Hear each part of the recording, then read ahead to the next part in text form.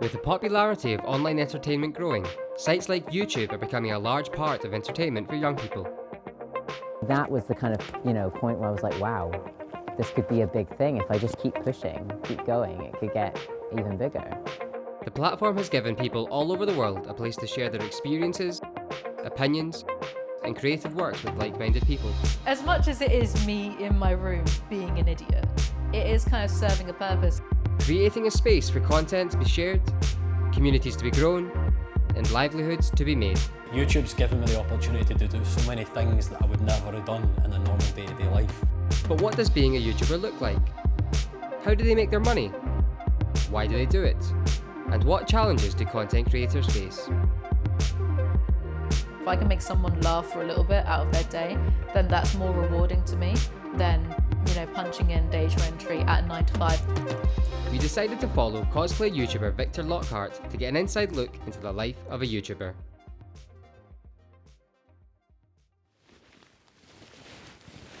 Oh yeah, I'll remind her when we get back.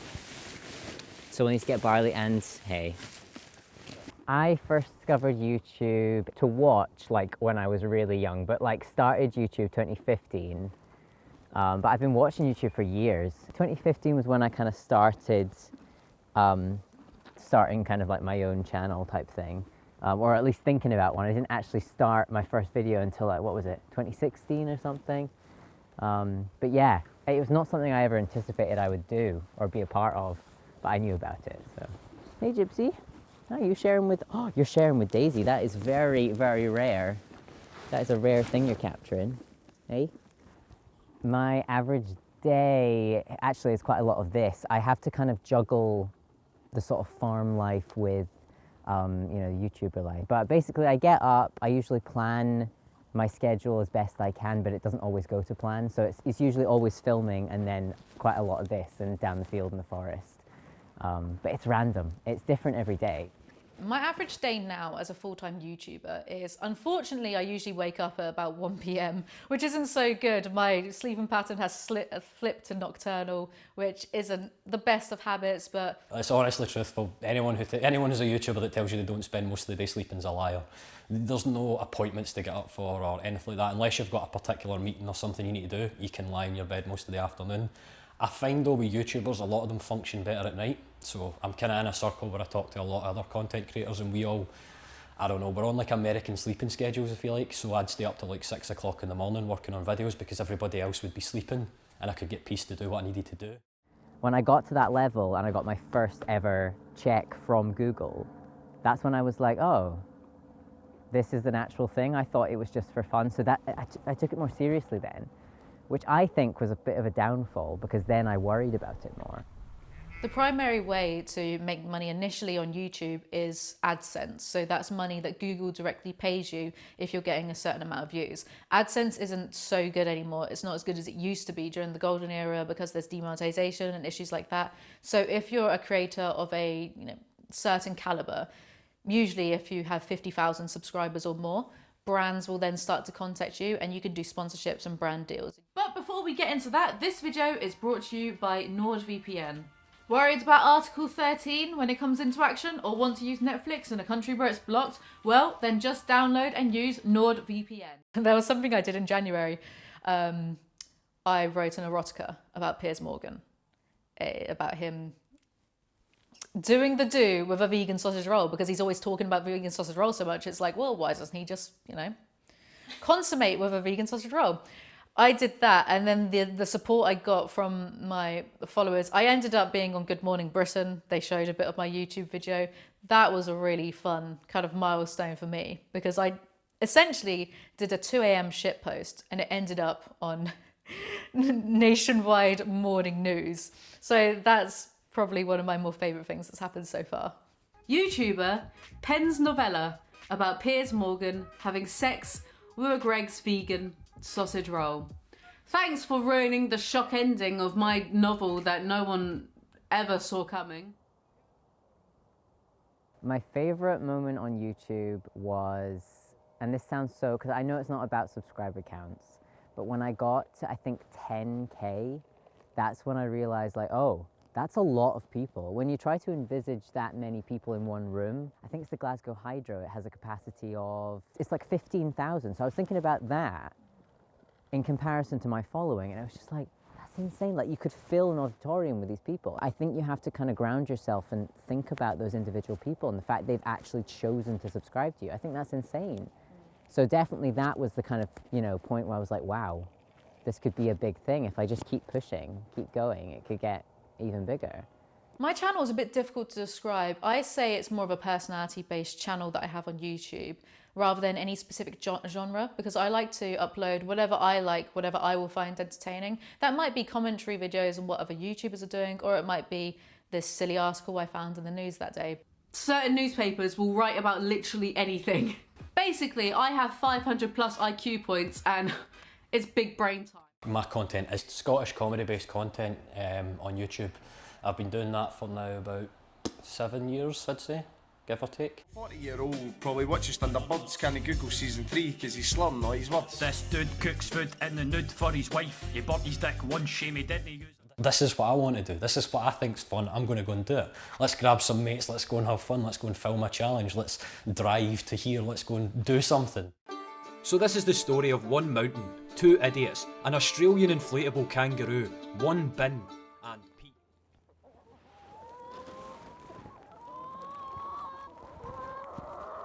Some of them get bullied away from the trough, so you need to like make little piles.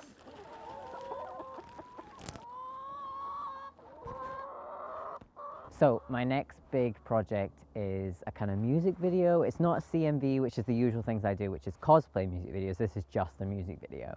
And it's a cover of Dead by MCR, which I'm very excited about. Most of my videos are kind of based in my room, but when it comes to creative projects, I need more locations, I need more options. So this time we're actually going to an Airbnb, and we've got that for a few nights, and we're just gonna see what happens.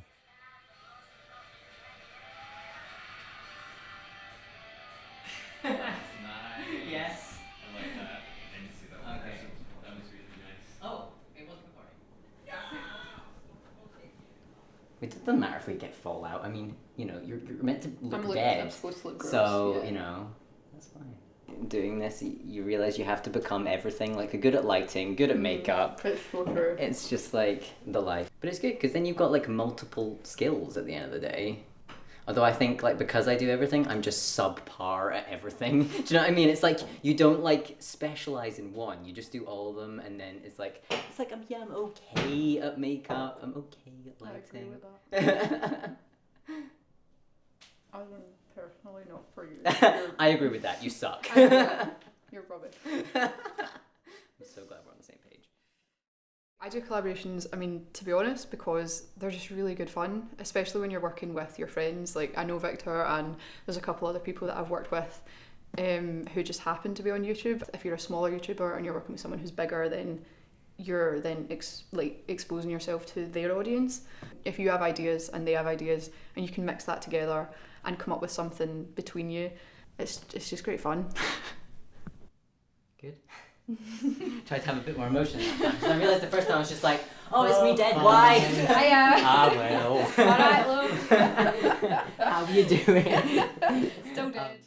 When it comes to video ideas, I sort of lost in my own world. I do try to make lists of things that I'm currently like, you know, into, and, you know, what could I make, what kind of videos could I make around that? When I can't come up with maybe like, you know, like a music video idea or something really like big and exciting, I just talk and vlog, really. Hey everyone, it's Victor here. And today's video is an interesting one. Before I get into... So the creative process that I usually go through involves, I've got a notepad where I'll keep down ideas. Anytime I come up with something, I'll write it down. I'll usually spend a week kind of developing an idea and thinking, right, well, what is this idea? How's it going to work? Is somebody going to like this idea? Who's the target audience? Who's the target demographic? What's the interest in this? Is the subject trending, for example? So you'll always kind of go through this process of thinking, what's the best video to make? Then after that process, it'll be a case of getting all the moving parts together. You're probably wondering what the hell we're doing today and why I've got these absolute dafties with me. We're on the island of Millport just now, and we're about to go and do one of the stupidest things we've probably done at this point. We're hiring a bike. I have a whole list of video ideas. Whenever I get an idea in my head, even if it's something completely silly like reviewing Phil Mitchell memes, I will put that on my list. So if I haven't planned things to do that day already, I'll look through the list and be like, okay, we can smash this one out today. Today's video might be a long one, so sit down, strap in, get a cup of tea, get some coffee. Today we are going to be reviewing a book, but not just any book, oh no. This book is the creme de la creme of fiction. Yes, it is My Immortal by Gregory James. YouTuber burnout is a real thing. You are constantly aware of trying to create like good content for your audience. It mostly comes from the desire to stay relevant. So what happens with YouTube is that if you don't post for a certain period of time, you tend to find people lose interest in your channel, you lose favour in the algorithm, you stop being watched as much. So anytime you post a new video, it doesn't do as well as the last one. So it's important to always be creating on YouTube and always trying to come up with the next best thing. The problem is that you can spend so much time thinking about that sort of stuff and trying to continually make videos that eventually you do become stressed out and tired and bored, and loads of different emotions come from just constantly trying to make content. To an extent, it is a numbers game. You know, your views, your subscribers, the money you're making. But it's important to try to not let that take over your life, because then you can run into a whole lot of different issues wherein you might be making content just because you know it's going to get views and not necessarily because you care about it. So I would say any problems I have with YouTube personally are more of a mental thing than anything else. We're in Edinburgh to go to Sci-Fi Con with Victor. I haven't been to a convention in a while. I used to go to more of them, but I'm excited because it's going to remind me of why I love them. It's mostly the people, it's mostly meeting people that are passionate about the characters and the fandoms that they're in.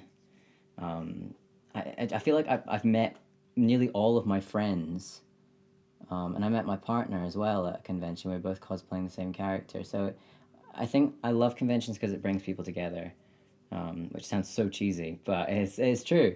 So yeah, it's definitely the people. This con I've never been to, so I don't know if I'm going to see anyone that knows me, but it'd be nice if I did, because it's always baffling to me that anyone knows who I am, really. So just the other day, I was at a dinner with my mum and my best friend, you know, in this part of southwest England, not in London.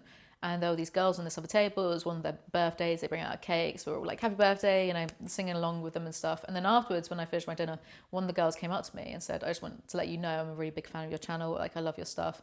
And I don't know who was more excited, me or her. It was in front of my best friend as well. And I could see him thinking, oh God, Alizee's ego is going to be through the bloody roof. There's just the fact that, like, I'm aware people watch my channel, but it's very different to then be outside of somewhere like London, have someone come up to you and be like, I love what you do, please keep doing it.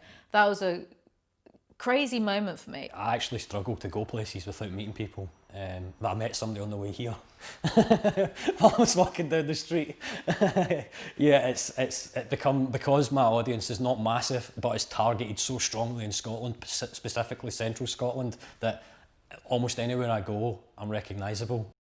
Back in Edinburgh, Victor is almost ready to head to the convention. I am all done. I'm purple, and I'm gonna party till I'm purple. Yeah, it's good. This is the first time I've tried it all on, and I'm actually really pleased. The horns haven't fallen off yet, but I absolutely know as soon as I have to like fix. Literally, just looking down, just then they moved. That's terrifying. I am so scared for my life here. They're quite heavy. They're like made of clay, and well, it's tin foil, and then wrapped in clay so it makes it smoother, and then painted. So they are a little bit heavy. They're not like so much that my neck's gonna break off, but yeah. But we're just about to leave for the con right now, and I have these guys with me. So they're coming with me, and they're gonna be kind of filming the day, and I think it's their first con as well. So it's gonna be very exciting. But yeah, we're all ready to go. See you there.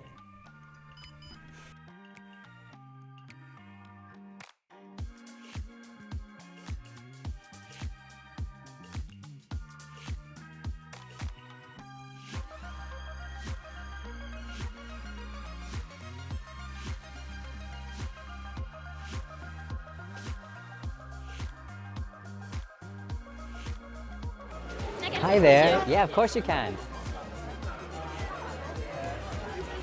Amazing. You look so nice. Have you had a good day? Yes. Good. How are you? Yeah, it's been great. I'm very late though, so I haven't seen very much of the con yet. Have a good day.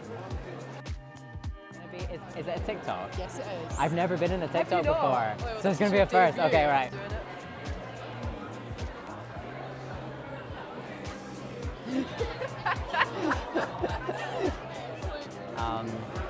But yeah, I think we're going to be heading back soon, and it's sad to go, but I will be back next year for sure. One of my favourite things about YouTube is just the memes and that audience interaction.